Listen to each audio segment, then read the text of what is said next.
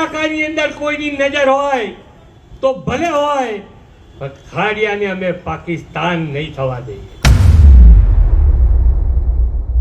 પણ એને કહી દઈએ ભાઈ આ ખાડિયા અખંડ છે, ભારત માતા કી જય, જય હિન્દુસ્તાન.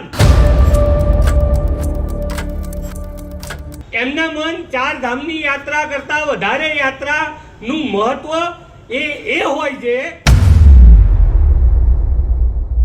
ભાજપને બદનામ કરવા, ભાજપના શાસનને બદનામ કરવા, ગુજરાતની અંદર ભારતીય જનતા પાર્ટીના શાસનને બદનામ કરવાની કોશિશ કરે. પણ ઓછા થયા તો વાંધો નથી.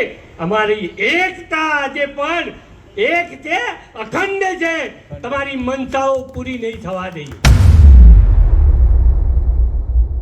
એનું નામ ભૂષણભાઈ નું કહે ને કે એને ભૂષણભાઈ જોડે લઈ આવો, જેનું નામ દઈને આવે. હજુ સુધી તમે અમારી ચેનલને સબસ્ક્રાઇબ નથી કરી તો અત્યારે જ ન્યૂઝરૂમ ગુજરાતને સબસ્ક્રાઇબ કરો, ફેસબુક અને ઇન્સ્ટાગ્રામ પર ફોલો કરો.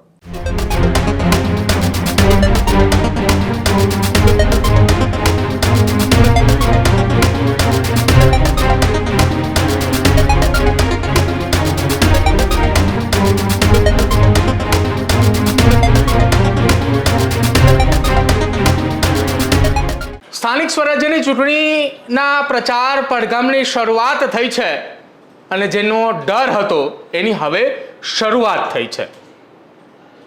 લોકોના મુદ્દાઓ પર ચૂંટણી પ્રચાર થવો જોઈએ એ વારંવાર અમે બૂમાબૂમ કરતા હતા, પરંતુ તેમ છતાંય ગુજરાતની ચૂંટણીમાં પાકિસ્તાનની એન્ટ્રી હવે થઈ ચૂકી છે. વિગતે વાત કરીએ, અમદાવાદ મહાનગરપાલિકાના પ્રચાર પ્રસાર દરમિયાન કેમ અચાનક પૂર્વ ધારાસભ્યને પાકિસ્તાનની યાદ આવી? ગુજરાત હોય કે દેશના અન્ય કોઈ રાજ્યની અંદર સ્થાનિક સ્વરાજ્યની ચૂંટણી હોય, વિધાનસભાની હોય કે લોકસભાની ચૂંટણી, સ્થાનિક મુદ્દાઓની જગ્યા ઉપર પાકિસ્તાનના નામે ચૂંટણી પ્રચારની શરૂઆત એ વારંવાર થતી જોવા મળે છે અને અમદાવાદની અંદર ફરી એક વખત પાકિસ્તાનની એન્ટ્રી થઈ ચૂકી છે. અમદાવાદ ભલે એ ચોમાસાની અંદર પાણીમાં ગરકાવ થઈ જાય, અમદાવાદને ભલે ખાડા રાજ કહેવામાં આવે, પણ ચૂંટણી આવે એટલે એ અમદાવાદના એ મુદ્દાઓ ભૂલાઈ જાય છે અને એ જ અમદાવાદના એ મુદ્દાઓની જગ્યા ઉપર પાકિસ્તાનના મુદ્દે ચૂંટણી લડાય છે. જમાલપુર ખાડિયાના પૂર્વ ધારાસભ્ય ભૂષણ ભટ્ટે જાહેર મંચ ઉપરથી કહ્યું છે કે ખાડિયાને પાકિસ્તાન નહીં બનવા દઈએ, ખાડિયા એ આખા શહેરમાં અખંડ રહેશે. તો ધારાસભ્ય ભૂષણ ભટ્ટે કેમ વિકાસના નામે વાત ન કરી? કેમ એવું ન કર્યું કે અમદાવાદ શહેરની અંદર ક્યાંય રોડ રસ્તા એ ખરાબ નહીં જોવા મળે, ક્યાંય વરસાદના પાણી નહીં ભરાય, ક્યાંય ગટરના પાણીઓ ઉભરાશે નહીં? આવું કેમ એ જાહેર મંચ ઉપરથી ન કહ્યું? સાંભળો, અમદાવાદની અંદર સ્થાનિક સ્વરાજ્યની ચૂંટણી એટલે કે મહાનગરપાલિકાની ચૂંટણીના ખાડિયાના મધ્યસ્થ કાર્યાલયના ઓપનિંગ દરમિયાન પૂર્વ ધારાસભ્ય ભૂષણ ભટ્ટે કેમ પાકિસ્તાનને લઈને ઉલ્લેખ કર્યો? ચૂંટણી આવે એટલે ઇલેક્શન ટુરિઝમ. ચૂંટણી આવે એટલે આવવાની હોય ત્યારે એમના મન ચાર ધામની યાત્રા કરતા વધારે યાત્રાનું મહત્વ એ હોય છે. એને કેને પ્રકારે ભારતીય જનતા પાર્ટીને ખાડિયામાં ખંડિત કરવાની કોશિશ કરી, આ યાત્રા અમારી પૂરી કરી. પણ મેં કીધું ને, વંદન કે અભિનંદન, 72 થી 2026 સુધી આ તમે પૂરું નથી થવા દીધું. એ વંદન એટલા માટે છે અને મને વિશ્વાસ બી એ છે કે આજના સમયની અંદર સોશિયલ મીડિયાના માધ્યમની અંદર ક્યાંક ને ક્યાંક આપણને બદનામ કરવા વાળા લોકો ક્યાંક ને ક્યાંક ભાજપને બદનામ કરવા, ભાજપના શાસનને બદનામ કરવા, ગુજરાતની અંદર ભારતીય જનતા પાર્ટીના શાસનને બદનામ કરવાની કોશિશ કરે. પણ આજે આપણે સંકલ્પ કરવો પડે કે સંકલ્પ એ છે અને ઇતિહાસ એ સર્જવાનો છે કે 2026 ની આ ચૂંટણીની અંદર આપણે સાથે મળીને સંકલ્પ કરીએ, શહેર આખાની અંદર કોઈની નજર હોય તો ભલે હોય, પણ ખાડિયાને અમે પાકિસ્તાન નહીં થવા દઈએ. આવશે એવા લોકો પણ 2-4 દિવસમાં, એ લોકો પણ આવશે. કેવા નામ, કેવા ચહેરા, કેવા લોકો, શું લઈને આવશે, બધું આવશે. પણ એને કહી દઈએ ભાઈ આ ખાડિયા અખંડ છે, ભારત માતા કી જય, જય હિન્દુસ્તાન. ભલે અમે કદાચ થોડા ઓછા થયા, પણ ઓછા થયા તો વાંધો નથી. અમારી એકતા આજે પણ એક છે, અખંડ છે. તમારી મનસાઓ પૂરી નહીં થવા દઈએ. જે મનમાં વાત લઈને આવે, નામ જોશો એટલે તમને ખબર પડી જશે. આવી ગયા છે.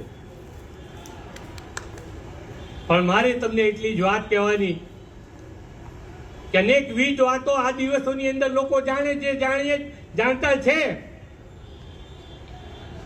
ક્યાંક ને ક્યાંક એવા લોકો આવશે કે ભૂષણભાઈએ પણ એવું કીધું છે, એ પણ તૈયાર છે, 1 વોટ આપજો આવું કહેવા. બાકીના 3 તમને આલજો. ભૂતકાળમાં થી આજ દિન સુધી કહેવા આવતા, અનેક ચૂંટણીઓમાં કહેવા આવે.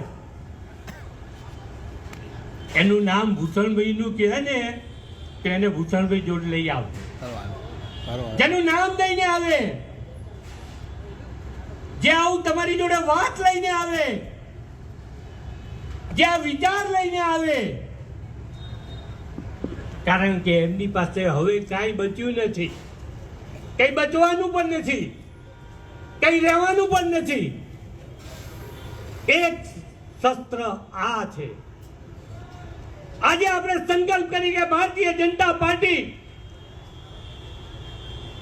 જે 4 ઉમેદવાર આપે, ગઈ ચૂંટણીમાં આપણને પંકજભાઈ, ઉમંગભાઈ, નિકીબેન, ગીતાબેન આપે.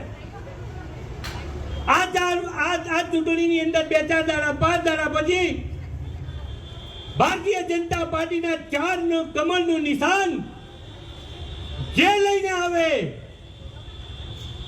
એ વ્યક્તિને નહીં, એ 4 કમળને ભારતીય જનતા પાર્ટીના ઉમેદવારને આપણે વિજય બનાવવા માટેના સંકલ્પ સાથે આજે આપણે ભેગા થઈને એક સંકલ્પ સાથે 26/4/2026 તારીખ ને 26 સામેવાળાને ચીસ પડાવવાની. તારીખ બી બહુ સરસ આપી છે, 26/4/2026.